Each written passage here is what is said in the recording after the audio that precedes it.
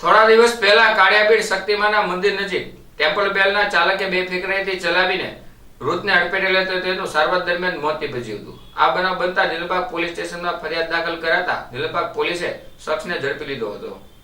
ભાવનગર શહેરના સિત્સર વિસ્તારમાં રહેતા મહેશભાઈ કાનજીભાઈ ડાખરા તેમજ તેમના પિતા કાનજીભાઈ નાગજીભાઈ ડાખરા જેઓ કામ સબબ તેમના બહેનના ઘરે જતા હતા, જ્યારે કાળિયાબીડ વિસ્તારમાં શક્તિમાના મંદિર નજીક પહોંચતા પાછળથી મ્યુનિસિપલ કોર્પોરેશનની ટેમ્પલ બેલ વાહન ચાલકે બેફિકરાઈથી ચલાવીને ટલ્લો મારતા ત્યારે બંને લોકો નીચે પડી ગયા હતા અને 108 મારફતે તેને હોસ્પિટલ ખસેડવામાં આવ્યા હતા।